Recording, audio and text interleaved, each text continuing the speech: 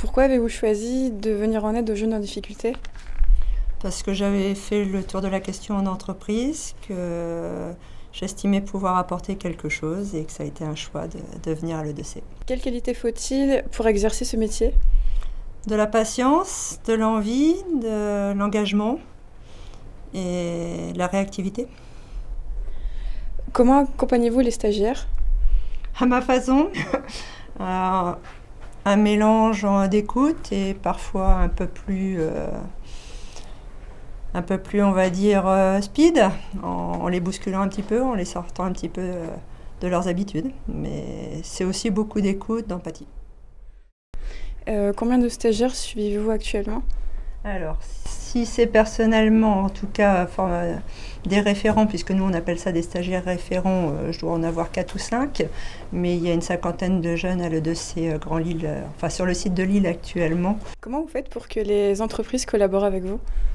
Alors ça, j'ai assez de facilité avec les entreprises. Quand ils ont compris ce qu'on faisait, en général, ils sont toujours très volontaires pour travailler avec nous. C'est de la communication, c'est de la présence, c'est pareil, c'est un échange gagnant-gagnant en fait.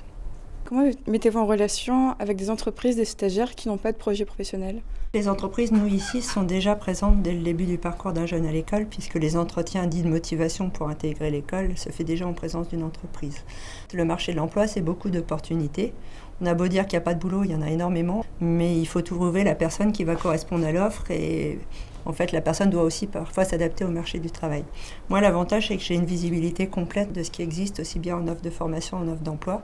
Le tout, après, c'est de trouver la personne et de trouver dans les compétences et de ce qu'on a pu déceler en fait des jeunes en formation, des compétences, des aptitudes, des qualités qui vont coller au poste. Et que se passe-t-il lorsqu'un jeune ne trouve pas de projet professionnel au bout des 9 mois? C'est très rare en fait. Si un jeune est actif dans son parcours, on aura une solution pour lui, qui ne sera peut-être pas la solution de sa vie, puisque de toute façon maintenant on n'a plus de solution d'emploi à vie, c'est vraiment une étape dans son parcours professionnel, dans son parcours de vie. Mais en général, les solutions, si on ne les a pas, c'est que la personne n'est pas prête à partir à l'emploi.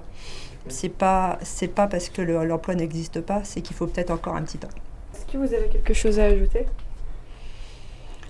Un jeune qui a envie de faire quelque chose de sa vie, même si ce n'est pas ce qu'il veut faire, doit nous faire confiance. On est là pour travailler avec eux.